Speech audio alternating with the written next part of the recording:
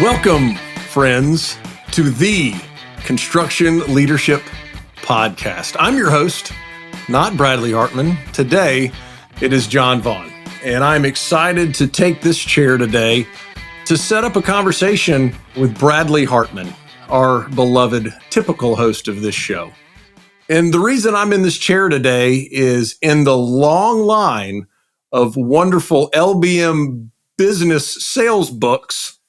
This is the next great book. I can't name the previous ones other than Behind Your Back, which came out in early 2015, that really set the tone for the future, just Pulitzer Prize winning litany of books that Mr. Bradley Hartmann was going to write. But today we get to delve into the air raid sales offense. So Bradley, welcome to your show.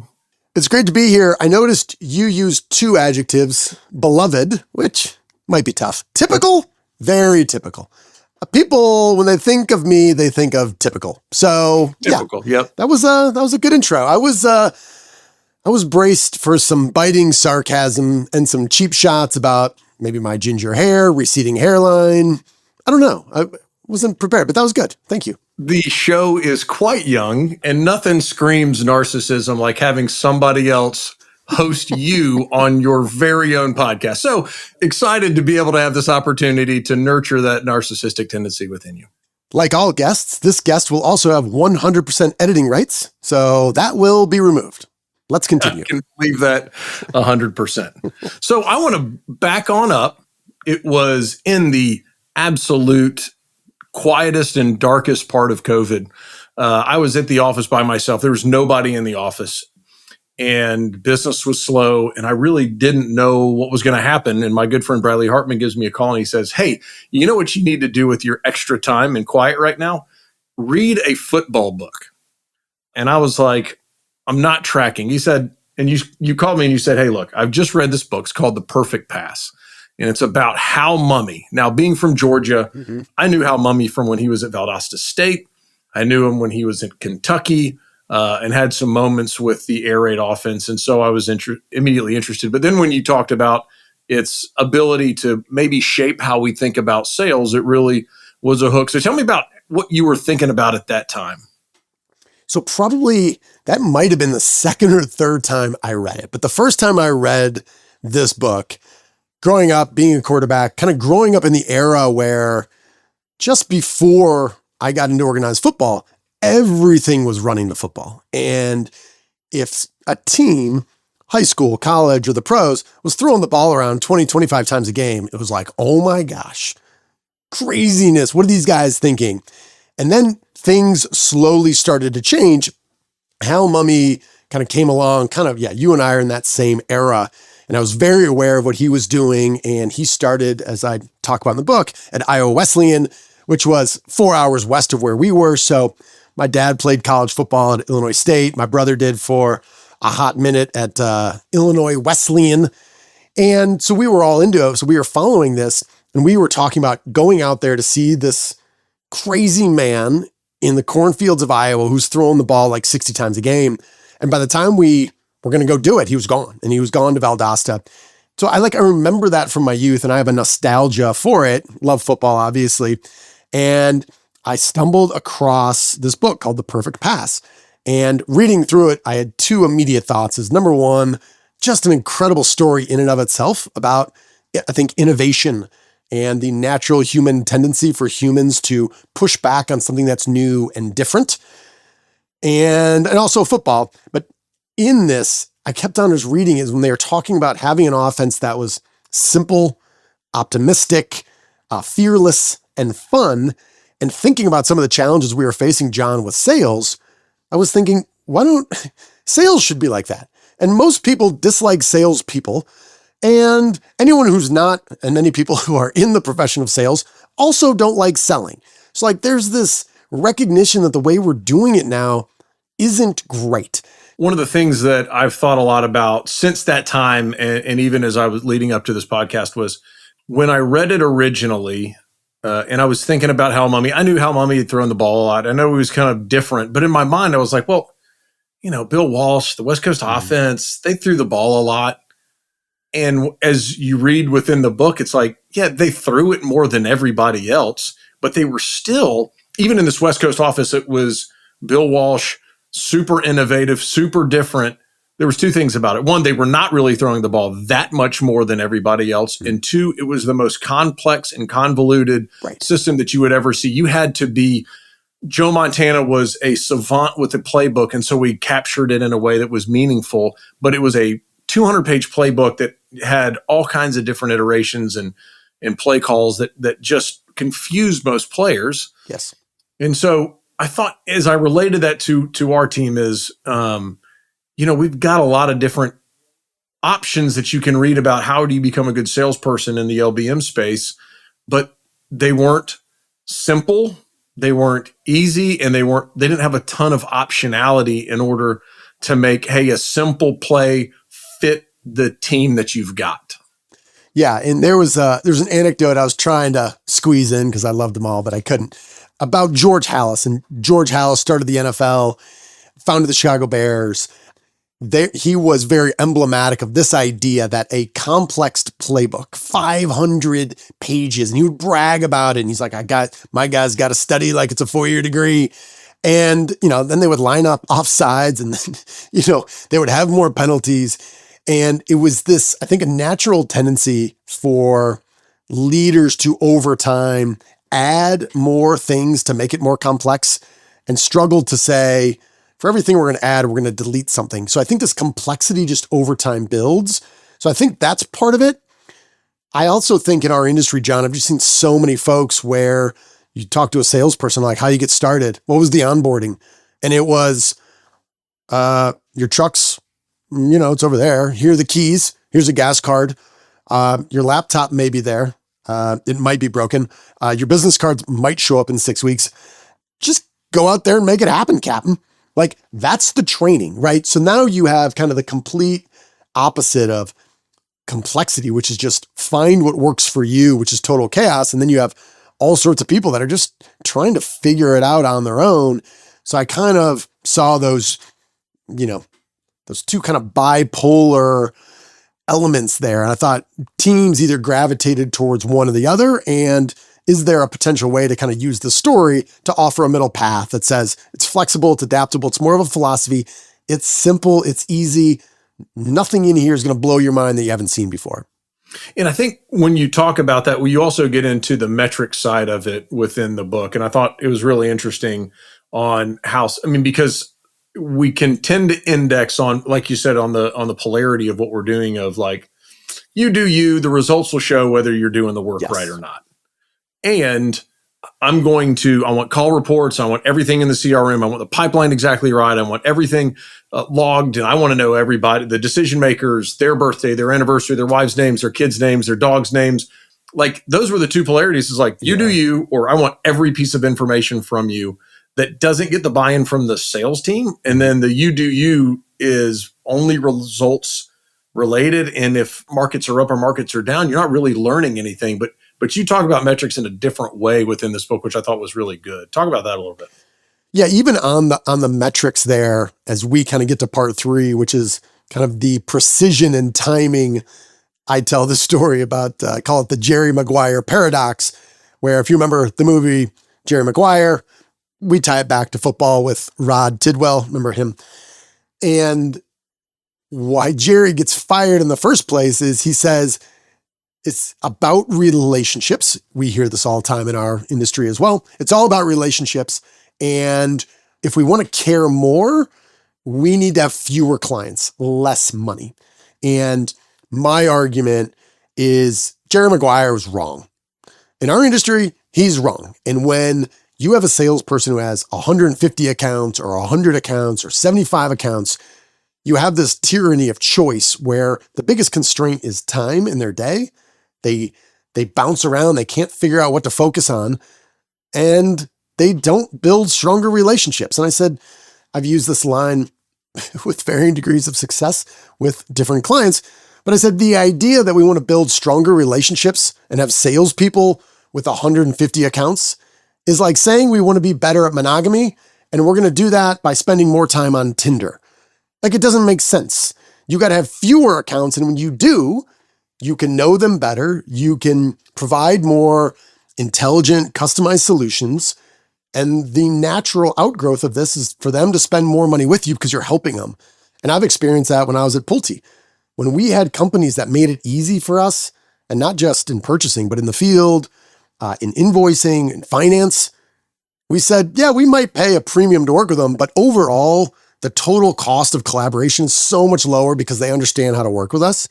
So as I kind of looked at those metrics, like how do we stay high level and just let's look at the obvious. If we want to build stronger relationships, well, let's try to figure out who our best customers are and really help them in every way we can. And a lot of salespeople don't. They start selling them framing material, and then they realize if they try to sell them cabinetry, the cabinetry people are going to screw it up and they'll lose the entire account. So the last thing they ever bring up is cabinetry. And my goal there of trying to use these numbers around time management and pipeline and goal setting is to not get in the weeds. Let's look at the high level, but let's just use an element of common sense here to help guide, the next step we take. So when we talk about that West Coast offense, that George Halas having 500 pages, Bill Walsh having 300 pages, that's just not who we are as an industry. And so when we kind of adapt that Hal Mummy process in his playbook, that really resonated with what we need in our industry. And so talk about what Hal Mummy had and how do we apply that to what we're doing here in our industry. Yeah. So Hal Mummy was at one time the youngest offensive coordinator in the country. And he was at UTEP, and they had a big playbook and most of it was runs. And he then, because they were terrible, they got fired, and he ended up at a high school, and he started looking around and said, like, the best players weren't even playing high school. And he basically went to the UTEP of Texas high schools. So it was a high school in a really tough district, and they just got their brains beat in every year after year. And I think the previous 10 years before he got there, they won 14 games. So he comes in, he says, the best athletes aren't even playing football. The last thing they want is to continue losing and have it be really complex. So he said, well, what if there was no playbook? Let's keep it so simple and give players more autonomy. Let's train them up on a small number of plays, let them throw the football like backyard football and have some fun. And if we lose, then who cares? At least we're out there. We're playing a form of backyard football and we're throwing around. We're having fun. And dude, you watch old clips of Hal Mummy at Iowa Wesleyan, Valdosta, even Kentucky. They talk about his philosophy and what he wants to do. And one of the big pillars is fun. This is a game. I want them to have fun. And his whole idea was, let's focus on the principles, trust our players enough to go find the open grass. And bringing that to sales, I think there's this tendency to make it super complex. We know who the competition is. We're serving lots of customers. We're serving lots of builders. We know what their needs, fears, and pains are. If I know how to introduce myself intelligently, and I know what the common objections are, like I'm too busy, I'm happy with my current supplier, not a priority right now, I used you 13 years ago and you screwed up, John.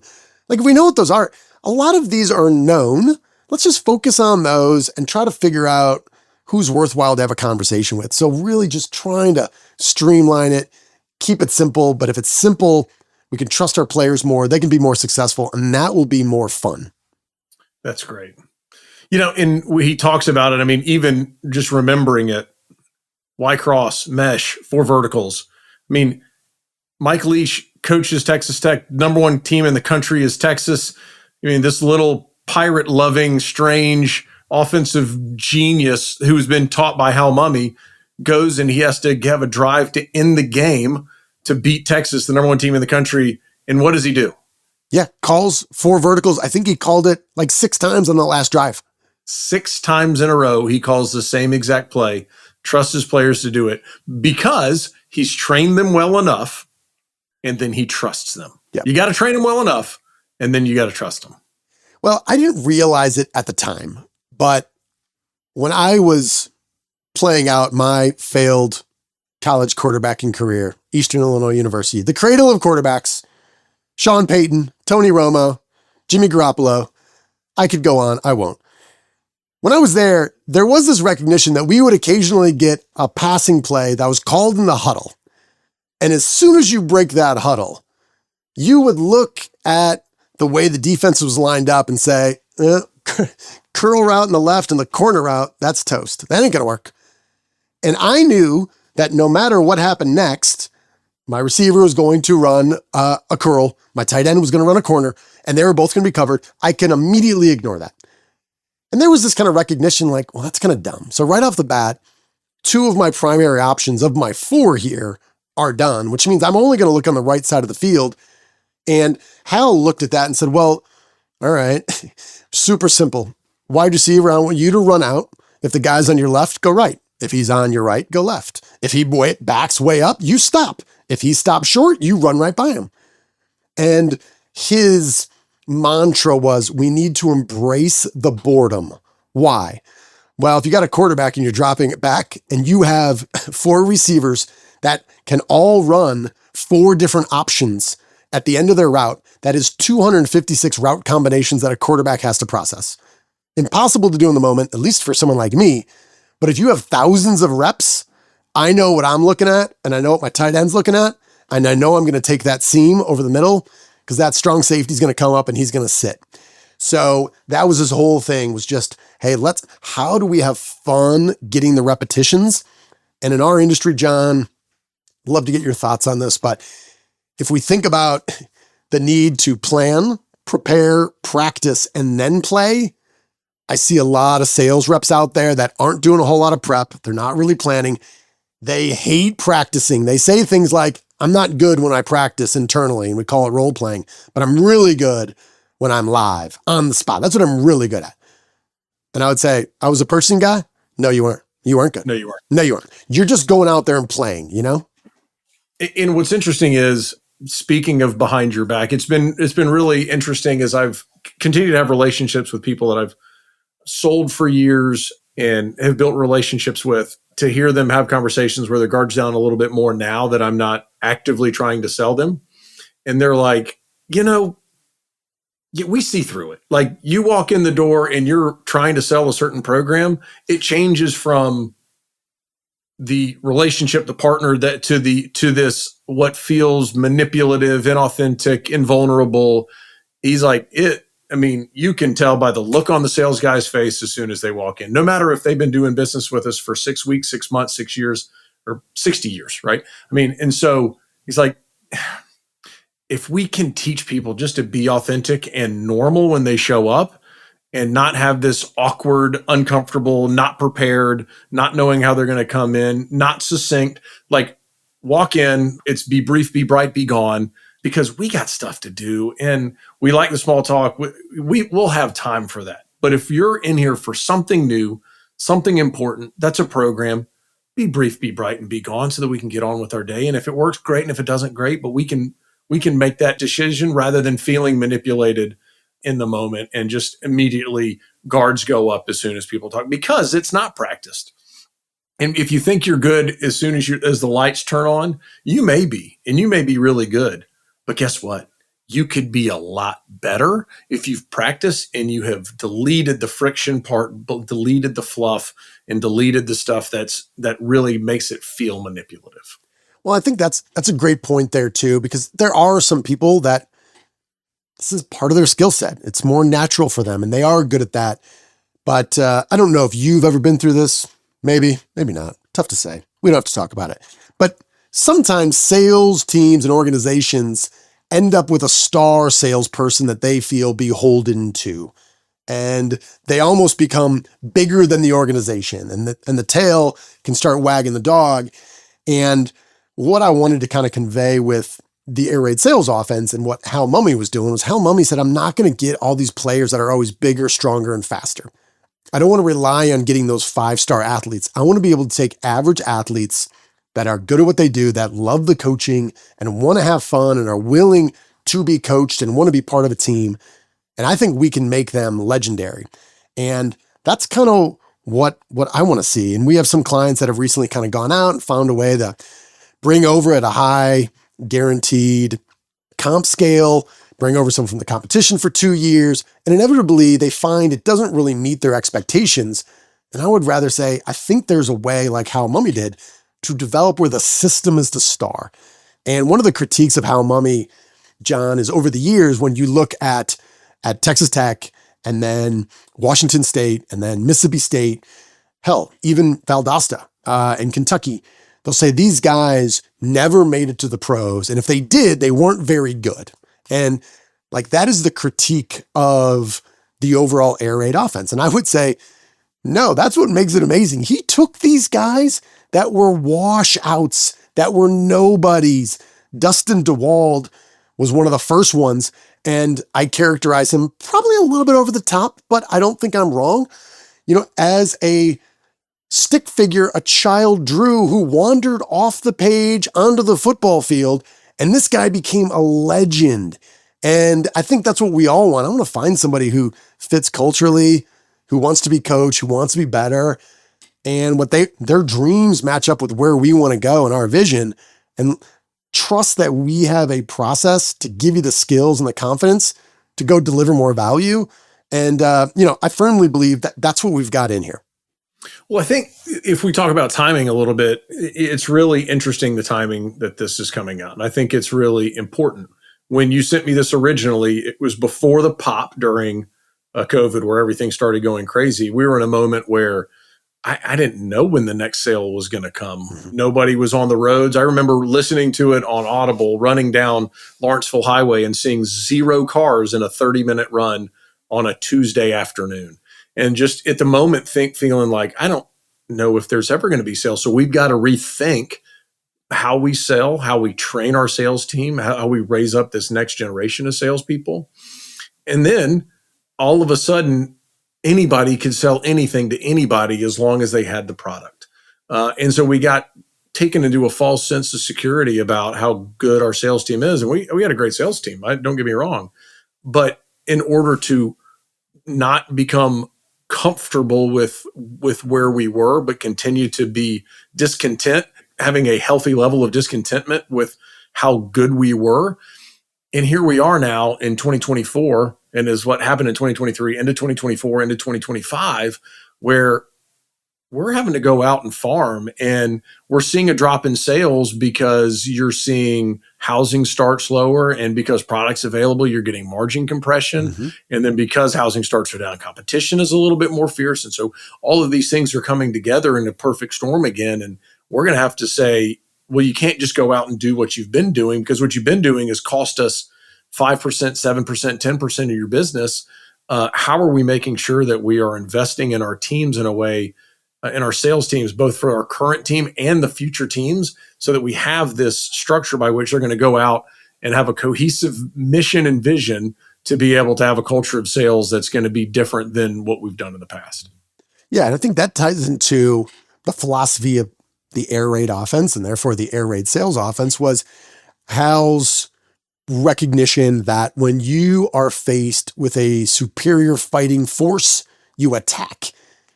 And his whole mindset was, we are backed up on our 1 yard line. I'm not going to do the tush push and try to get a yard. You know what I'm going to try to do? I'm going to drop back and throw a 99-yard touchdown, and we're going to run up the whole field screaming like wild men. And guess what? We're going to practice it. So when these teams of his got backed up in their own territory, they would all come out giddy, and they're like, calm down, because they didn't want to give away what they were going to do. And that idea of attacking from anywhere, at any time, scoring at will, is something that I'm passionate about. And I hear this all the time, and it drives me nuts, is, well, it's tough to really pick up market share around here because the competition, they've got some loyal customers, and we've got some loyal customers. And, unless there's a new big builder coming town, then not much can change. And I hate that. And I'm like, if you believe in your soul that you can deliver more value to that builder or that commercial GC, and they're just unaware of the value and the relationship that you have with your customers, and they're being served by someone else, it is your obligation, it's your duty to make them aware of it and to show them the light. But again, you got to have this mindset, and I don't disparage anyone for taking orders. I don't know. I'm a sales guy. Sometimes orders just come in. I take them. I do. However, if that's everything we've been doing, and from leadership on down, that's what we've been focused on, we're going to get in this position where, quite frankly, people don't know how to attack. And I think part of any book coming out is luck. I think the timing's pretty good. And I think early on here, the message has been well received. But that's the idea, which is, hey, let's have some fun. Let's go on offense. Quit playing defense. And I don't care if you got a big, competitor in town who keeps acquiring folks and they have economies of scale. So what? Every industry, every market has those features. Attack. Let's go. Let's have some fun. What do you got to lose? That's the whole mindset. And I think in our industry, we can get really processed on ops on the defense side and very loosey-goosey on the offense side. And so having some congruity to that, and so it's balanced, right, can lead to some really important and interesting gains for our team. There's one thing I want to make sure that I may be a little bit off topic of what we were just saying, but want to go back to is, in this mindset of this is something different for our industry. And our industry at times can see innovation as something that can be hard or challenging. And so taking innovation into mastery can feel like a big project. And so when I think about, oh my gosh, not only do I have to create a sales process, but then I have to go implement and install a sales process. And then I got to get our sales team from innovation to mastery. This feels hard and big and but you really outline in there. This is, again, going back to the playbook that we're trying to do. It's not just the 1,000 reps that we're trying to do, but it's the digestible part of it. Talk about that simple process that we talk about when we think about it. Yeah, I've had this experience of being brought in from the outside, and sometimes it starts with, Bradley, it's Q1. I want you to bring you in. I want you to pump our guys up, coach them up a little bit, let them loose, and we can crush it. And I'm like, it sounds like fun. I don't know what the hell any of that means. I'm pretty sure we could do it. And then 6 months later, we might look back and say, I don't know. We had a good time. What did we actually do? And I realized part of my job is come from the outside and say, what problem are we actually trying to solve? And I cobbled it together from somewhere. I don't think it's an innovation, but I do know it's something different in this idea of the sales stack. Because I heard sales managers saying well, yeah, we don't have a sales process. So I got to figure that out. And then on top of that, I got to figure out what happens in each one of these. And then how do I train my guys? And what else do I need? And this idea of a sales stack, I bring back to, think of any offensive coordinator in college or the NFL right now. They're offensive coordinators on the sideline. He's got kind of a one-page mostly. Some of them are giant menus. Others are kind of small. But it is a simplified version of their playbook that they can hold with one hand that is laminated, that breaks it all out. And kind of using that idea, came up with this idea of a sales stack. And all you got to do is say, let's have, say, a 5-step sales process. We're going to do some research. We're going to ask some discovery questions. I'm going to present some options. We're going to negotiate a little bit. I'm going to close, and then we'll deliver it, right? It can be as easy as that, but then you have your process. What are the key activities for each one of there? What skills would each person need to do those? And what tools do you have to make this entire thing more predictable and repeatable? So process, activities, skills, and tools. And in the middle of the book, I just laid this all out. And I found when we do this with clients, it takes something that is very large and cumbersome and really hard to grasp. And then it's really an editing process. And then I can say, all right, let me look at salesperson John. Dude, John is extremely solid on almost all of these, but he will admit he doesn't really have any real confidence when it comes to negotiation. Okay, we've now identified negotiation training for John. We bring someone new in. It's almost like a checklist of your entire sales playbook that you can do on one page. And that is literally what we do. So that's been a lot of fun. And it's part of it's common sense I've seen, but also it's something that if you have, I think, uncommon discipline with it, it simplifies so much of what we've kind of struggled with in the past. And this is, me included as a consultant. That's really good. And I think when you also think about how do you take this to an organization and make sure that it gets buy-in, both if I'm a sales manager and I'm trying to get buy-in from my executive leadership team or my ownership or something like that, as well as buy-in from the sales team that's reporting into me, this gives you that ability to be able to say, hey, I don't need a set of 6 meetings to get buy-in from the entire team. You can get buy-in through this. So how do you think about, if I'm a sales manager and I'm thinking about implementing this, What's the best step to start in this? Well, this kind of brings back to kind of where we started. You kind of mentioned just confusion. Hal said it from the beginning, is confusion is the enemy. And you just watch any college game. I don't know the stats on how well Georgia's doing this year in terms of penalties, but I just feel as the complexity of the game has increased and all these players, we're not even going to go into the NIL and all these players switching, but they're not on the same playbook, dude. There's so many pre-snap penalties because guys are confused about what they're running, when we're snapping the football.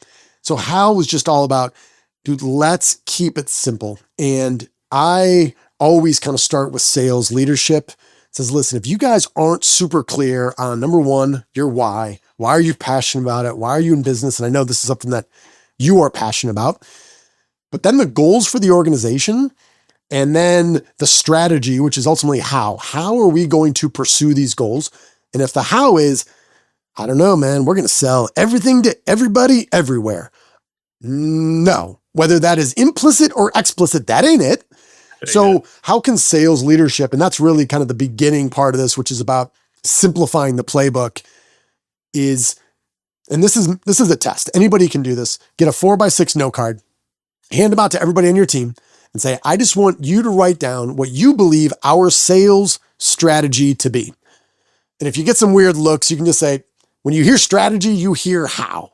How are we trying to achieve our goals? Just write it down, no more than 50 words. And you have everybody on your team write that down and you collect them all. And then you shuffle them up and then you give them out again and you say, flip it over. You can read the one on the other side, write it again. So then they have a second frame of reference. Then you collect them all. You let everyone go home. You get some alcohol. You drink heavily and you read all these and you cry. And the reason you do that, John, is because the strategy about how we're going about trying to achieve our goals is often not understood throughout the organization. And what Hal was trying to do was, I'm going to make it super clear. We're going to chuck this ball all over the field. We're going to have more fun in football than you've ever had before. We're going to score more than you ever had. And I'm not going to berate you and I'm not going to try to make you run till you puke. We're not going to do any of that. We want to have fun. And everyone kind of looked around and said, that is super clear. That was his main overarching strategy and how he's going to do it. And I think we need to do that in our teams as well, because if there's any confusion, confused players can't play fast. Clarity is kindness, in that when you have that clarity, you can go out there and just have fun and play hard and play right. I think this is an unbelievable time for this to come out. I've been tracking with you since the perfect pass came out. And now to have this, it really crystallizes how do we implement this into our teams, into our organizations, into the current and modern sales team that we're trying to build in the LBM industry. So I think this is really important and a great time for the book to come out. All right, finally, as we go out, if you're a sales guy listening, if you're a sales manager, if you're a VP of sales, if you're a president of a company, owner of a company, and you're listening to this, and this resonates with you at all, which I really think it should, buy a book, spend $25, educate yourself, have something in your quiver. Heck, buy a case of books. It will be an investment in yourself and your business and your team that you won't regret. You can go to the Air Raid Sales Offense. We'll link it in the show notes, I think is what you say in this format. Indeed. As your temporary host. But this is an investment worthwhile. So Bradley, how do they get a hold of that information on the book and how to get the book? Yeah, so if you go to airraidsalesOffense.com, that'll just direct you right to the book. You're going to see on that landing page on our website, we're going to give away free chapters of the book. Our intent here, my intent was, obviously it's very personal on multiple levels with the football, which I'm passionate about, and the sales. And my goal here was to hopefully tell a story that made you smarter about both and that you really enjoyed, because I love both of these topics. And again, I just feel like the timing is right for organizations that want to go on offense, that want to really intentionally grow their book of business, to say, yeah, let's think of these terms here that Hal Mummy were really focused on: fearless, optimistic, simple, and fun. And if you look at your team today and say, well, I'm not sure we're many of those things, or we kind of are, and we want to do more of that. The goal is to, in a relatively short book with Jon, you know how I write. Lots of pictures, lots of white space, lots of Big small font. words, short sentences. That's what we tried to do. So this is a book that you can get through in a couple hours. You don't have to be a speed reader. It is relatively small. So we wanted to make it actionable and something that people enjoyed and hopefully, increase word of mouth. So I appreciate you making time to come on my show and interview me about my new book, Jon. And on that, that's our show for the day. Go out, buy the book, buy a case. Don't be an idiot. Go and get it. This is a smart thing to do for you, for your business, for your sales team. And we'll go out with the mantra of the podcast. Bradley, I'm going to let you hit it. You always make me do it. Send it away. Let's tag team it. You, my friend, are owed nothing. Deliver value first. Make it a great week.